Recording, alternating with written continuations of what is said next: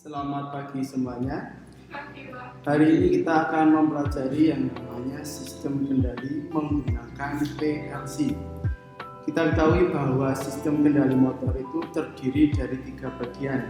Yang pertama adalah sistem kendali manual, yang kedua adalah sistem kendali manual semi otomatis, yang ketiga adalah sistem kendali otomatis, di mana yang sistem kendali manual dan semi otomatis sudah kita pelajari di kelas 11 tahun lalu. Untuk hari ini yang akan saya bahas adalah mengenai sistem kendali otomatis berbasis menggunakan PLC. Kita tahu bahwa PLC bentuknya seperti ini, di meja kalian sudah saya sediakan, bahwa PLC ini kepanjangan dari Programmable Logic Control atau sistem kendali menggunakan program berbasis logika, di mana logika itu hanya ada 2, 1 dan 0, ya atau tidak, hidup atau mati. Tujuan dari kita membaca ini bahwa dalam dunia industri saat ini sudah menggunakan yang namanya otomatis industri, di mana penggunaan tenaga manusia yang ada di industri semakin lama akan semakin dikurangi agar tercapainya efisiensi dari produksi sampai nanti hasil akhir dari produksi itu sendiri. Yang perlu kita ketahui bahwa PLC ini sebenarnya sama. Kenapa saya sebutkan sama? Bahwa dalam sistem kendali kita pasti ada yang namanya input. Input itu adalah kita menginginkan apa. Seperti kita saat manual, input berupa saklar. Jadi kalau saklar itu nanti untuk hidup dan nanti outputnya berupa apa? Nanti berupa misalnya adalah lampu. Namun karena kita membahas tentang kendali motor, maka input dan nanti ada beberapa macam yang akan saya sampaikan. Yang pertama, dalam PLC bisa kalian perhatikan pada PLC masing-masing, bagian atas sendiri ini ada beberapa baris. Baris ini merupakan baris di mana akan menjadi input dari PLC itu sendiri. Yang kita ketahui pertama hari ini adalah cara pemasangan. Oke, ada yang mau disampaikan sebelum kita berlanjut? Pak, saya mau nanya. Ya. Bagian-bagian input itu apa saja? Oke. Bisa kita perhatikan di masing-masing PLC yang kalian ada depannya bahwa inputnya itu sendiri ada pada bagian pertama ada L1, ada L2 atau itu netral, ada ground, common, dan ada alamat dari input sendiri. Dimana kita lihat L1 itu nanti kita sambungkan dengan pasang listrik. Kemudian ada L2 atau netral, nanti kita sambungkan atau kita hubungkan ke netral. Sedangkan ground kita hubungkan ke kabel ground untuk pengaman bila terjadi abnormal, misalnya ada kebocoran kabel, di mana itu akan bisa menyebabkan konsleting. Sedangkan common ini nanti dia akan mendapatkan sumber DC, yaitu yang berupa DC negatif. Kita bisa perhatikan di masing-masing PLC dia terletak pada bagian outputnya. Kemudian ada bagian alamat 00, 01, 02 dan seterusnya, itu nanti dia akan disambungkan dengan input berupa nanti bisa berupa tombol, di mana sumbernya nanti berupa sumber listrik DC yang ada di sini. Terima kasih, Pak. Ya, kita perhatikan gambar yang sudah saya siapkan pada masing-masing. Jika kita lihat ini secara pengkawatan atau pengkabelan yang akan kita gunakan. Untuk saat ini kita akan belajar pada bagian yang sederhana dulu. Nanti inputnya cukup 2 saja, berupa nanti tombol stop berwarna merah, kemudian tombol start berwarna hijau. Kemudian kita akan menggunakan satu kontaktor cukup 1 karena kita masih belajar awal. Untuk tadi yang saya sampaikan bahwa itu sama, ini gambarnya di sini. Yang nanti ada L1, L2 atau N, gambar bonding, ada common yang ada di masing-masing PLC. Kemudian ada alamat input, nanti kita sambungkan sesuai dengan gambar yang ada. Untuk tahap awal ini kita akan membuat rangkaian berupa kendali direct online atau job. Ada yang mau disampaikan dengan apa yang ada di gambar kalian? Pak, saya mau tanya. Ya, silakan. Untuk bagian bawah ini fungsinya apa saja ya, Pak? Oke, pertanyaan yang bagus. Kita perhatikan bersama-sama di sini. Tadi saya sudah sebutkan ada bagian yang positif dan negatif.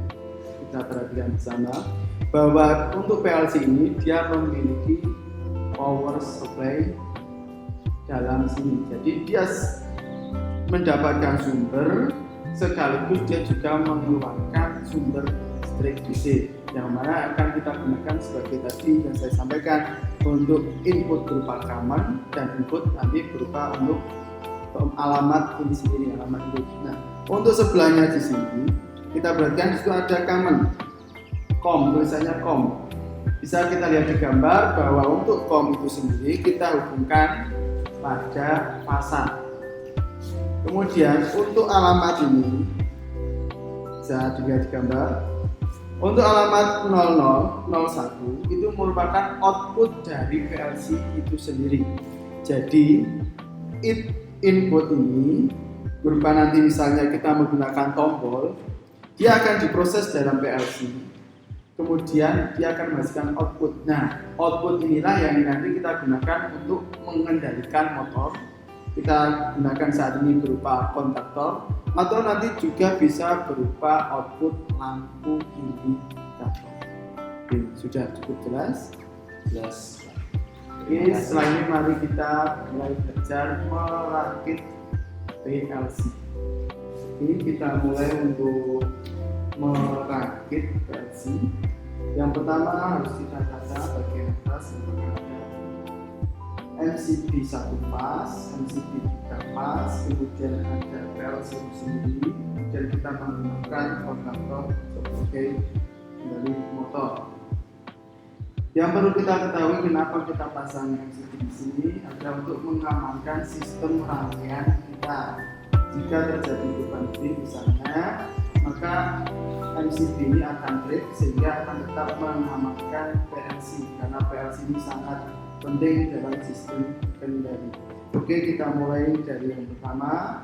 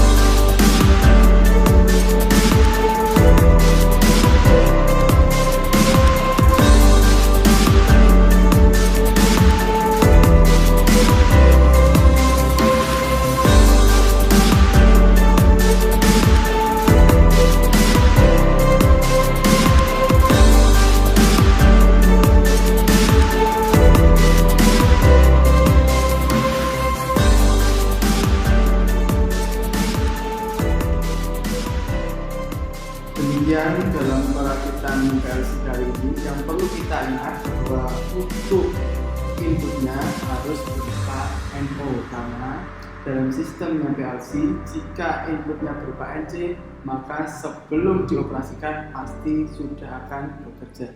Baik, demikian untuk pertemuan hari ini, semoga bermanfaat untuk kita semua. Saya akhiri dan terima kasih.